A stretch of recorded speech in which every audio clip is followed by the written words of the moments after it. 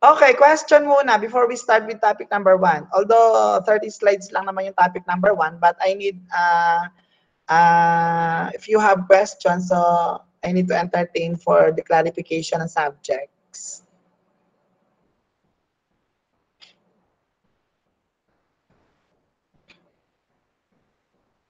No questions so far? Wala pa po, sir. Okay. So, may mga subjects ba kayong naiwan pa?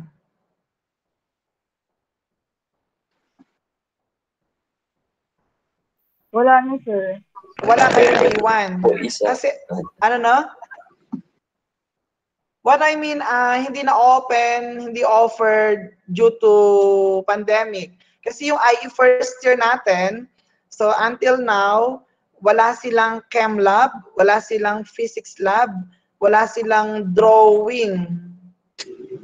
Wala naman pong ganun sa akin. Totally, medyo maraming naiiwan subjects ang first year. The same with our fourth year, wala silang laboratory ng automation. And then, worst thing happened, yung fifth year natin, hindi sila gagraduate ngayon. Oh my God. Kasi hindi open ang OJT.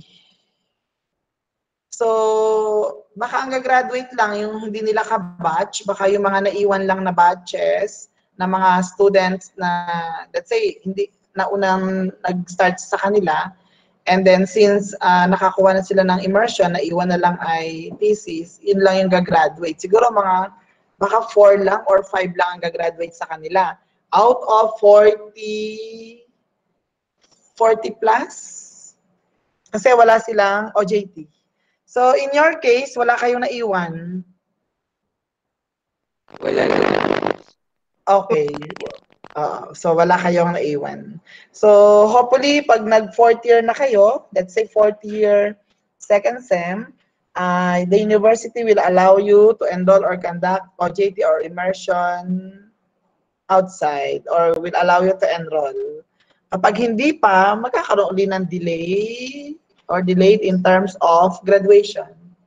Actually, buong university system naman, hindi lang IE yung may mga nagkaroon ng delays or delayed. So, karamihan sa mga courses or sa mga program offered ng university na kailangan ng immersion or hindi nakatik na immersion ng students, so hindi sila gagraduate on time. Okay. So we will now proceed to our first topic on dealing with the definition of cognitive ergonomics. So when we say cognitive, it is focused more on what? Saan ang focus ni cognitive? Focuses saan ang cognitive? Brain po. Saan? Sa? Isip po. Okay. Thinking, what else? It can be, it's more on the critical thinking. It can be, it's more on the reasoning, di ba na? Let's say partly, pwede rin it's more on calculating something, di ba na? Or focus also in terms of the memory, di ba na? In terms of the mental workload. Focus in terms of the cognitive ergonomics. Okay, so topic 1, definition of cognitive ergonomics. Code natin is IEng 110. So when it comes to the learning objectives, we're going to discuss the definition of cognitive. We're going to determine, okay, wait lang, ay merong nag-request for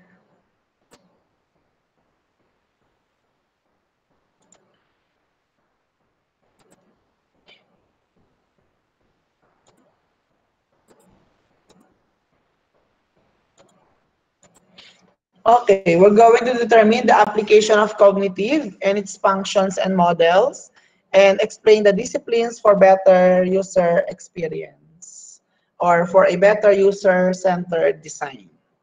Okay, when we say cognitive ergonomics, it is the domain or the field of ergonomics focused on making products simple, clear, and easy to use. Read on to learn more about the definition, application, and principles of the cognitive ergonomics. For example, have you tried using an ATM card? Diba na? Nakatry na ba kayo for the first time, for example, that you're going to use the ATM card on the ATM machine?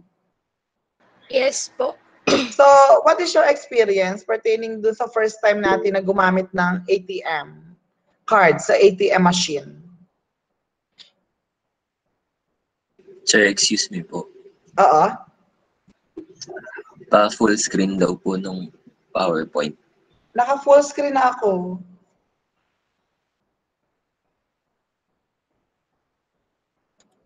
Okay? Full Okay po, screen sir. na? Okay. Hindi. Hindi pa? Hindi pa po. Oh.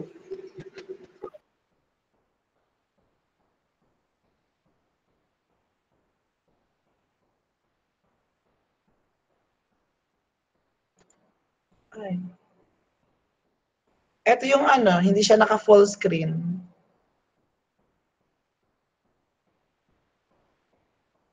Ito na, naka-presentation na siya. Hindi pa rin naka-presentation?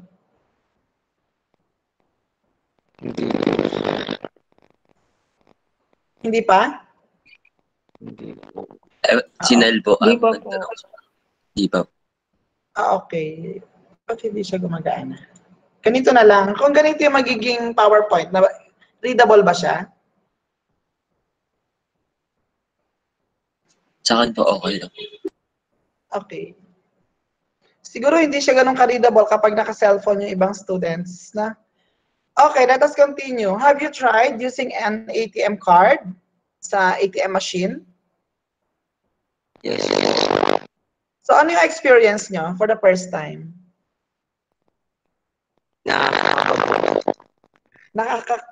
Nakakakaba? What else? Ano pa?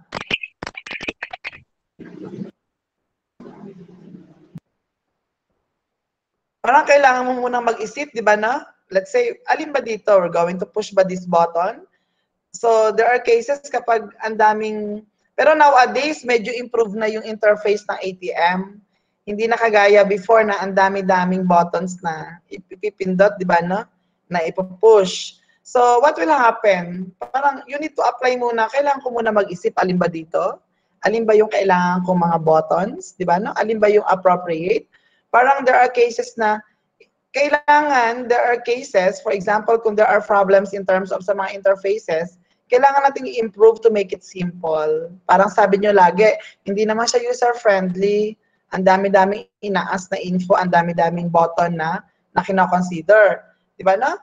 So, there are cases, kung ganun yung mga problems na na-encounter, we can use the application ng cognitive ergonomics to make yung something easier, clear, diba na? And parang sinasabi niyo na user-friendly. Another definition ng cognitive ergonomics concerned with mental processes such as perception, di ba na? So kay cognitive, involved din yung ating mental ability. So such as perception, di ba na? Memory, reasoning, and then the motor response as they affect interactions among humans and other elements of a system. Or let's say, di ba, for example, inside a certain company, have you tried entering a certain manufacturing company? Nakapasok na ba kayo sa loob ng isang kumpanya? During your the what we called problem identification sa inyong IN 200A. Di ba? Some of you already visited some of the company. So, di ba, there are cases, for example, kung let's say kayo yun na yung worker inside that particular company, sanay na kayo sa environment, through perception, parang you can easily identify ano yung pinaportray ng particular message, di ba na? Through perception. And then, of course, so, some of them nagkakaroon ng motor response. Pag nakita nyo, for example, in terms of the temperature, nagkaroon ng changes. And then, for example, kung ganito dapat yung minemaintain na temperature in terms of the particular section or department, parang nasa-sense natin, di ba, na nagkakaroon tayo ng response in terms of the interaction sa ating environment or for that particular department kung saan tayo associated. Another, it is the field of study that focuses on how well the use of a product matches the cognitive capabilities of users. Pero normally naman kasi nagkakaroon, for example, ng in terms of the error pertaining to the application kapag we are new to that particular machine. Let's say, mag-operate ka, for example, ng, yun na lang simple. Have you tried na mag-operate ng fax machine?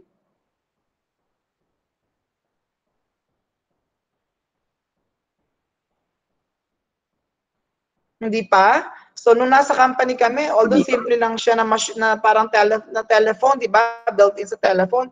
Pero ang hirap kung paano i-operate para sasabihin natin na fax tone please, parang i-accept yung ganito and then magsasend na yung ating pinaka kung ano man, di ba? No? Pertaining dun sa using the fax machine.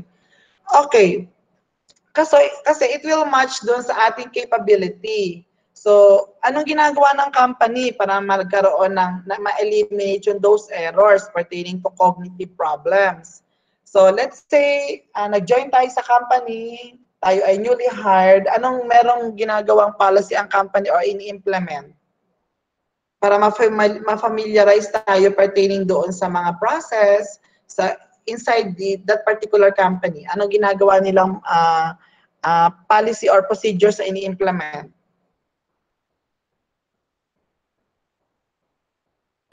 Nag-o-orient po. Okay, di ba? There is what we call the orientation.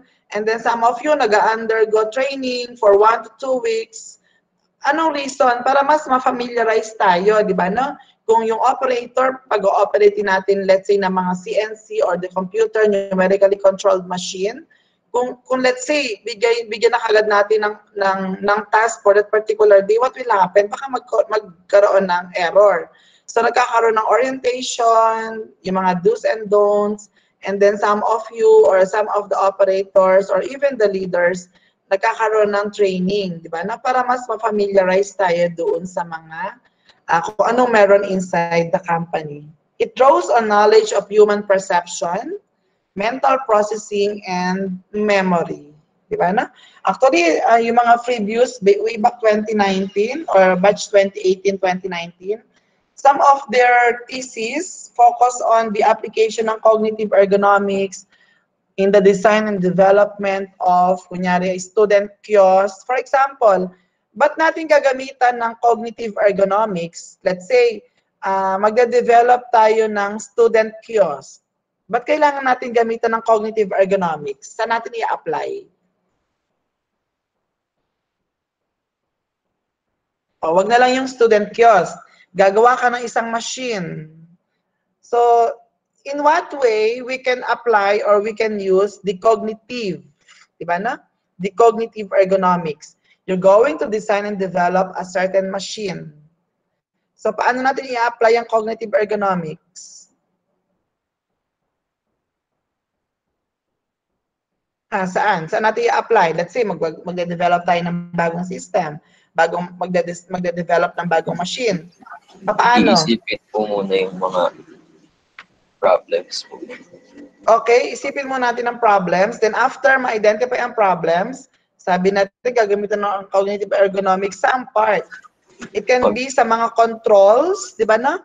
Kung makita niyo yung mga machine inside the company, sabi natin, paano ba natin ito i-operate? Ang dami-daming controls, di ba no? Let's say yung system, interfaces, yung interfaces, di ba no? Mahirap bang gumamit ng ating LMS? Ha? Kasi hindi ako gumamit talaga ng LMS ng CBSU. On your part as a student, madali ba? Yes po, sir. Kahit pa pa. Madali? Kasi baka ang dami-daming mga kiniklik bago makapasok sa ganong, let's say, kung sa ganong subject na nandun ka, kung nag-join, baka pwede natin i-simplify. Baka naman, dapat ay user-friendly, easy to use, di ba na?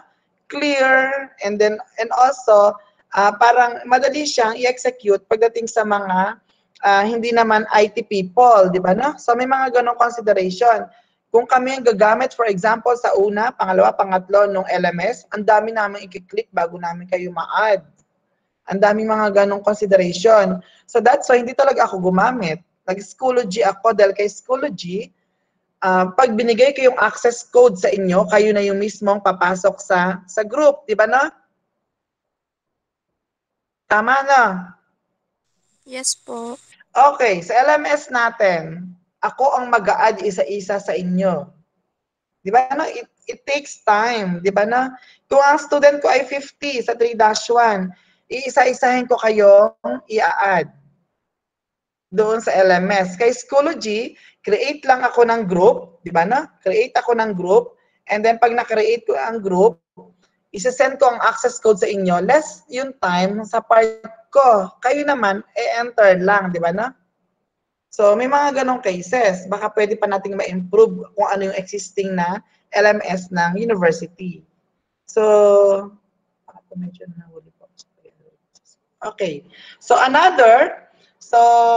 when it comes to the definition ng cognitive ergonomics, it studies cognition in work setting. Parang in terms of the relationship ng human doon sa, let's say, sa machine or sa system that they are being used. Di ba na? Or in terms of the comportability ng human, di ba no? In order to optimize the human well-being and then the system performance. Paano pag hindi nagkaroon ng match? Hindi nagkaroon ng matching in terms of the people and then the system that they are being used. There is a problems in terms of the performance, di ba no? Pag nag-swipe right, nag-swipe left doon si Nunez, di ba no? At hindi naman nag-match, what will happen? Di ba Nunez, no? Another, yes, focuses, oh yes, di ba na focuses on the fit between human cognitive abilities and limitation and the machine, the task, and then the environment. So what is the purpose? For example, si HR department ng company, ito yung for example na vacancy ni production department. Let's say, si production department, ang kailangan ay production supervisor. Ano yung purpose? Ba't kailangan, for example, ng qualification? Di ba na? Ba't kailangan ng qualification? Dapat familiar on ganong process, dapat nag-work sa ganong type ng industry, may alam, for example, sa Six Sigma, when it comes to dapat naka-yellow belt, dapat naka-green belt, knowledgeable in computer, di ba na? Knows how to apply the quality control, ba't kailangan ng mga certain requirements? Kasi, for example, on the application in terms of the cognitive ergonomics, baka magkaroon ng mismatch, di ba na? Magkaroon ng mismatch in terms of doon sa human capability versus doon sa gagamitin nating system or sa i-implement inside that particular production. Although, yun namang i-hire natin based doon sa qualification, hindi naman totally 100% qualified. Pero at least, there is a knowledge, di ba na? Parang hindi siya totally new for that particular operation. Meron na siyang knowledge, di ba no? So in terms of the interface ng mga CNC machines, yung mga computer, numerically controlled machine, sa pag-use ng ganong mga machine, meron siyang knowledge, hindi siya totally zero. Hindi na tayo magkakaroon ng problem na mag-start from scratch, then saka magkakaroon ng learnings. Okay? Next, question muna in terms of the definition ng cognitive ergonomics. Question? Okay, none. So let us proceed. And then if you have question clarification, so we're going to entertain that at the end of the discussion. Next, so the application daw ng cognitive ergonomics. So according to the Interaction Design Foundation, the first fields investigated by cognitive ergonomics were nuclear power plants. Yung OR1s ang ginamit nung una. O yung operation research. Yung sa history. World War II po, sir. So, very good, di ba na? Si cognitive, as per doon sa history, so first applied sa nuclear power plants, sa mga air traffic control systems, and sa let's say sa mga medical application. Okay, nakita niyo ba for example, yung mismong unahan ng airplane, na kung saan nandoon yung pilot? Di ba pag nakikita natin, nakita na natin siya many times kay Google, di ba na? Nakita na natin many times kay Google. Opo. Okay, what will happen kung hindi siya ginamitan ng cognitive ergonomics? Baka yung mga buttons, hindi mo alam kung alin ang push, alin doon yung mga with certain important na use, di ba no? Kasi ang dami-dami, kung makita mo, ang dami-daming mga buttons doon, di ba no? Even doon sa mismong, sa parang sa baba, and also sa taas, di ba no? So may mga something na buttons or mga control. What will happen kung hindi siya ginamitan ng cognitive ergonomics? So there is a problems in terms of the sa memory, sa thinking, di ba no? And then yung worst case kung magkaroon ng problem, baka let's say resulting to an accident, di ba no? So that's why ang pinaka first application is more on the nuclear power plants. Kung si OR sa World War, si cognitive sa nuclear power plants, sa mga air traffic control systems, and then sa mga medical application. So those situation features complex environment, for example, where there are many controls and switches, or you try to operate the CNC machines, ang dami-daming mga switches. So pag hindi familiar or ang daming controls, pag hindi familiar, for example, yung operator or the employee, what will happen? Nagkakaroon talaga na siya ng problem sa operation. Experience namin inside the company. Kasi hindi mo alam, especially kung hindi ka familiar kung ano yung particular use of that particular button or yung mga controls. Okay. Bakit in-apply si Pokayoke? Na-discuss niyo ba si Pokayoke kay methods, work measurement? Kay quality control, na-discuss niyo ba si Pokayoke?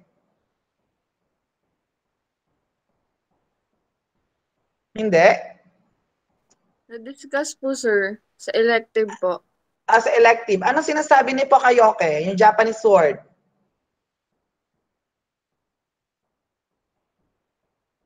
Mistake proof. Mistake proofing or mistake proof, di ba no? Di ba no, parang one way on how we can eliminate yung mga problems in relations to cognitive ergonomics, gamitan mo ng Pokayoke. Kasi, di ba, for example, to lessen the accident, before ko ang start button isa lang, di ba no? Kasi na-experience namin sa company before. Isa lang yung button, the push button or the start button ng machine. Eh, semi-automatic.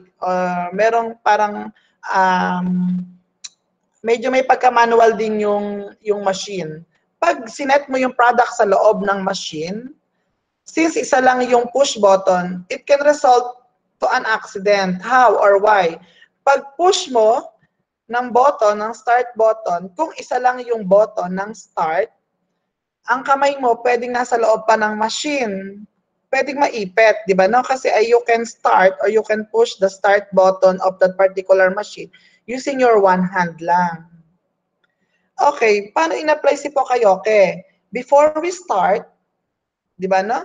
Bago mag-close yung door or bago mag-start yung bago mag-start yung machine, dalawa na, no? Dalawa na yung push button. Sir, may kailangan po kayo? Guys, wait lang ha.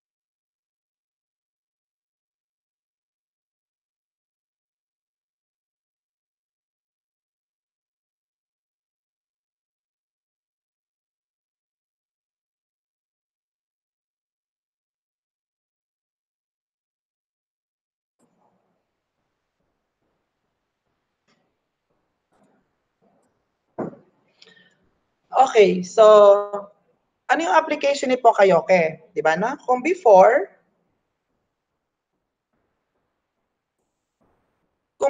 di ba na? We can start yung machine, di ba na? Pwede mag-close yung door ng machine by using your one hand. Pwede nyo mag-start yung start button. So, to eliminate, di ba na, yung problem, so magko-close ang door or mapupush mo yung button start para mag-close at mag-operational using your two hands, di ba na? Para on that particular simple improvement, so parang nagkakaroon ka na ng solution to eliminate yung possible na problem. Kasi nga, in relation to cognitive, kapag hindi tayo familiar, kapag hindi natin in-improve yung mga control, yung mga display, mga interfaces, talagang magre-result sa problem na might affect the performance. What if kung ang affected na is the output, di ba no? It will result to the delays in terms of the delivery. Okay. So, but now, di ba no? Since in-apply sa mga power plant, sa mga air traffic control system, so sa mga medical application, so in the years following, sa mga years na many studies were conducted in software domains or the fields such as banking, office work, and then the leisure activities. Di ba na? Okay. Nakatry na kayo pumasok kay BPI?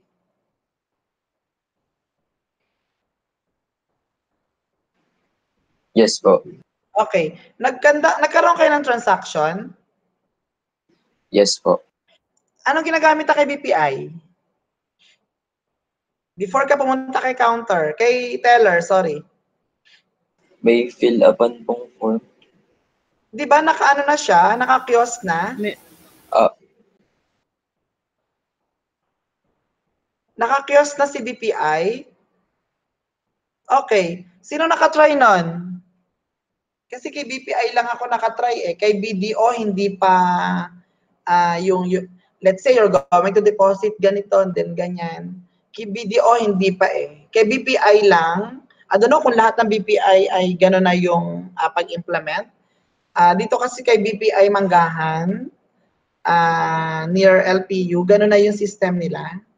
So, dadaan ka muna kay kiosk. Kung before you're going to have the pencil and gano'n, di ba, no? Or ballpen na i-fill up mo. Kay BPI Manggahan, through the kiosk na. So, nung una ko, ang hirap. Parang hindi ako familiar doon sa mismong interface. Di ba na? Hindi ako familiar sa interface. Lalo na kung hindi mo makikita yung mismong procedure on how to use a particular kiosk. So, there is a relation pa rin kay cognitive yon, di ba, no? So, kasi kapag doon ka sa kiosk, hindi mo alam kung ano yung mga pipindutin doon, baka masyadong hindi ganun ka-user-friendly, ang tagal, di ba, no? Ang tagal siya sa part ng user, di ba, no? Sa part ng user. Okay. Ang daming storbo. Next, kasi may mga students sa labas and then merong mga applicant. Okay. Next. So, the primary focus of cognitive ergonomics is on the work activities which have an emphasized cognitive component o yung mga in terms of the cognitive application. Also, part niya in terms of sa safety sa mga critical environments. Let's say, kung you're going to assign sa mga maintenance department, baka mag-ooperate ka ng mga boiler machine, di ba na? So, ang daming mga controls doon, ang daming mga switches doon. Also, ina-apply din siya or focus sa complex or sa mga changeable environments. Okay? So, another. So, what are the disciplines to build a better user experience? Diba na? For example, sabi nyo nga, you try, for example, some of you naka-try to use the ATM machine sa mga, ATM cards sa mga ATM machines. And then, naka-try na mga different kiosk, and then also sa mga iba-ibang mga software or sa mga interfaces. let's say sa inyong simpleng LMS. So, this time, kung ang nagawa ay information technology or yung mga computer science or mga programmer, hindi naman lahat ay techie, di ba na? Dapat daw, it should be simple, clear, and easy to use, di ba na? So, anong purpose? Para magka-contribute sa overall user experience of that particular individual. Also, let's say, in terms of the user-centered design, di ba na? So, in order for us to have, let's say, in terms of the evaluation, an excellent evaluation. So, ito underwent, kung na-notice nyo na yung iba merong mga evaluation form, and then parang some of the suggestion, comments, paano pa natin ma-improve yung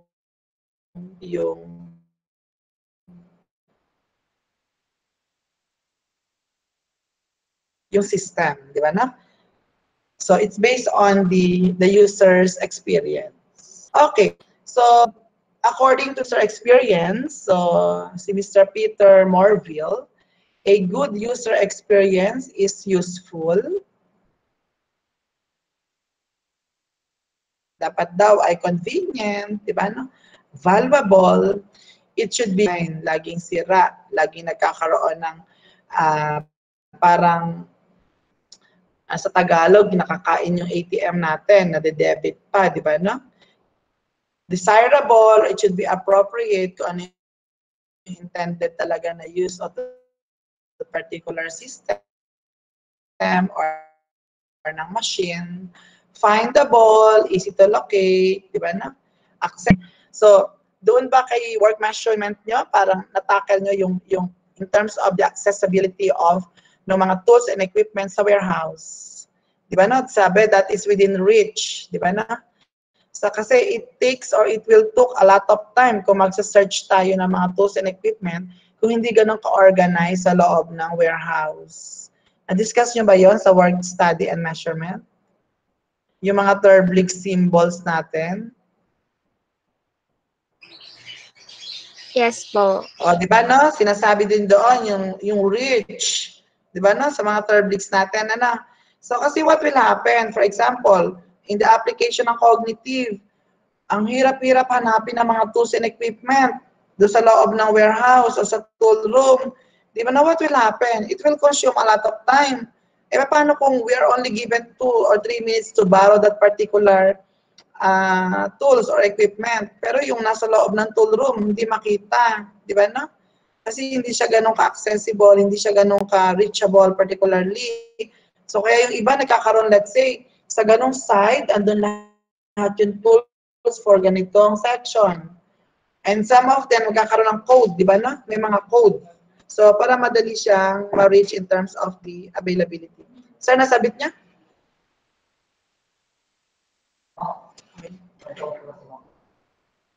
Okay, sir. Sir. Sa value and valuable, di ba no? Parang appreciated in terms of the user. Okay? So, so what are the disciplines to build a better user experience? So it's more focused on the usability.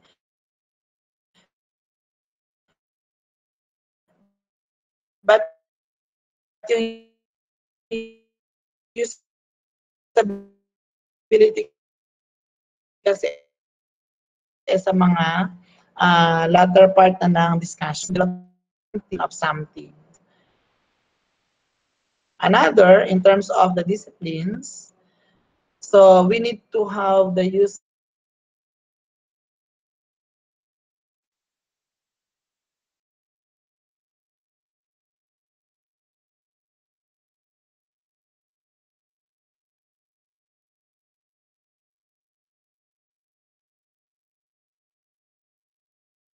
lang something. Dapat ang inyong i-develop magiging answer on that particular problem ng user. Another, the usability evaluation. It will focus na natin sa mga last part na. sa finals. So, makita nyo kung sila ay, for example, yung mga design or na-develop na, let's say, kung machine or whatsoever ay, it will belong to the, kung anong sinet na usability evaluation. And then, the information architecture, di ba? Let's say, kung design and development kayo ng something, meron kayong diagram, meron kayong mga naka-ISO or the orthographic ng something, di ba? No? Kung let's say, kung machine yung inyong output or kung tangible yung output.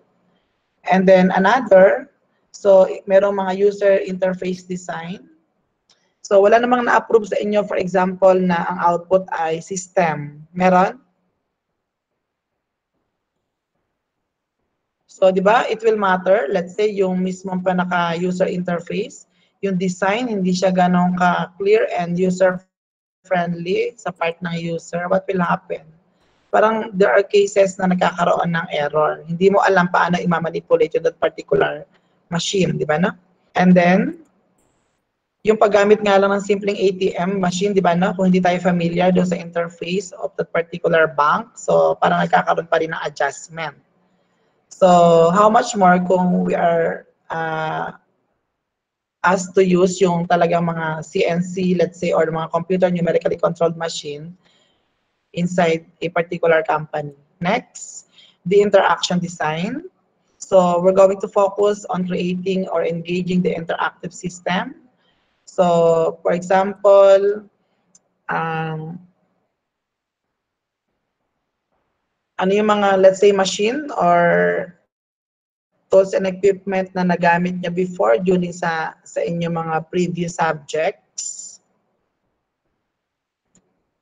And also, let's say, during your problem identifications, IN 200A, baka meron kayong something na na-encounter pertaining to the design interaction. So next, the visual design focuses on ensuring an aesthetically pleasing interface that is in line with the brand goals. So dapat, it will match kung ano yung, for example, na inyong i-develop kung machine man, kung system man, or kung software man, di ba na? So even your logo or yung interface, that dapat it will match, di ba na? Dun sa inyong i-develop or yung pinaka-prototype. Next, the content of that particular system or software, di ba na? So another, the accessibility. And the last one, it's more on the analytics. So, I don't know yung inyong LMS, yung CABSU, yung CBSU LMS, kung nabu-view nyo, for example, sinubmit, let's say, ng inyong instructor yung inyong result pertaining to that particular exam. Kung nakikita ba kung ang score nyo ay 2 over 100 to ilang percent, di ba na? Kung meron bang proper reporting yung LMS, or kung meron certain analysis pertaining doon sa inyong mga scores, kung meron yung ginagamit nating LMS, di ba na? So that's part of the application, let's say, ng cognitive. Okay, so we're going to distinguish the physical versus the cognitive ergonomics. Si physical focuses on our bodies. It can be on the application ng mga anthropometric dimension, di ba na? Si cognitive, so interested in what goes on in our brains, di ba na? Kasi nga, it involves the critical thinking, perception, the memory, mga mental workload. So, in terms of the cognitive ergonomics, it is the way our senses perceive the information. What will happen, for example, a certain employees, parang information overload. Parang hindi na rin tayo what will happen? Kung let's say on your part, kayo yung employee, kayo yung workers, so, kayo ay information overload, what will happen? Parang there are cases na nagkakaroon din ng effect, di ba, no? In terms of the application or sa performance. What will happen naman kapag kayo ay information underload? Ganon din, di ba, no? Baka meron din siya maging negative effect in terms of our performance. And then another, in terms of the cognitive, the way in which we understand and interpret it, and then what determines the decision we make, di ba, no? So, pertaining to our memory and our reasoning. So, what are the goals of the cognitive or the cognitive function? So, it's more on the execution function. the attention, and then in terms of our memory pertaining to our critical thinking.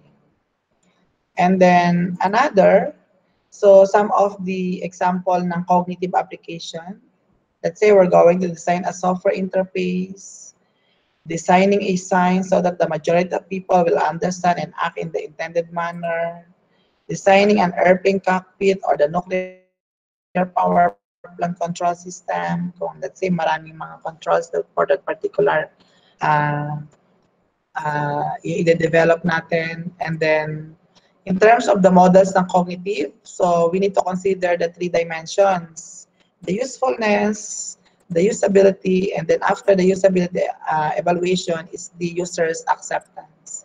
Ito matakal natin sa final term in terms of the usability. Included kasi siya sa usability evaluation. And then after that, it's more on, eto meron siyang brief or the introductory part ng usability. So it is the degree to which a product or service is easy to use, easy to learn, and optimized for efficiency, in terms of the performance. And then also, part of the usability, we're going to measure in terms of the effectiveness and then the efficiency and the satisfaction. The effectiveness or the accuracy and completeness. Efficiency, it's more on the relation to the accuracy and completeness with which users achieve yung ano yung intended goals with a particular, let's say, software or yung na-develop nating machine. And then the user satisfaction. So freedom from discomfort, di ba, no? Dapat it will end to a comfortability in terms of the user. And then that's all for the introduction. That is for the topic number 1. Okay, question.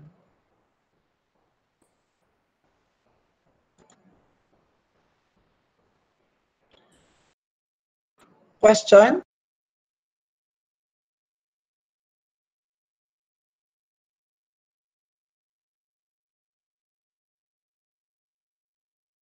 Wala po, sir.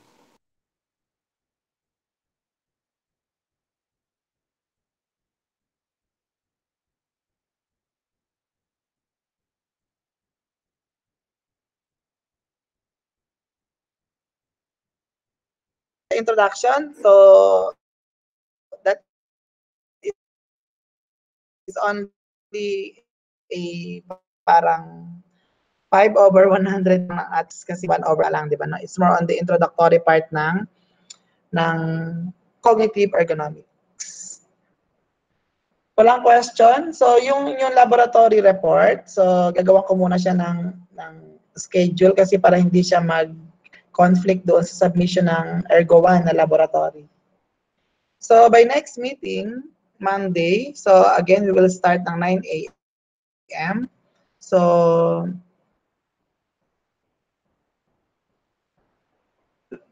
we will start ng 9 a.m. and then, so we will be having our topic number 2. It's more on the human information processing. So kapag sa human information, of course, involved pa rin yung ating memory, di ba, no? The long term, the short term, yung ating critical thinking, of course, yung ating perception. Kasi dire-diretso siya, di ba, no? So that's why it's more on the introduction lang pertaining to the cognitive ergonomics. A question? So wala mo nang yung instruction natin sa laboratory reports, so maybe next week kasi gagawan pa natin ng schedule para hindi mag-conflict yung Ergo 1 and Ergo 2. Question? We still have 2 minutes.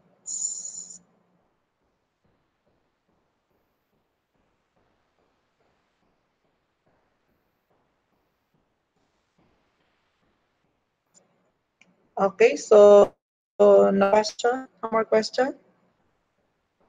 Wala na po, sir. Meron dito. Let everyone send message. Na-discuss po as well. So, pwede ba full screen? Okay. So, pwedeng, you can open your cam for the screenshot lang ng for attendance purposes.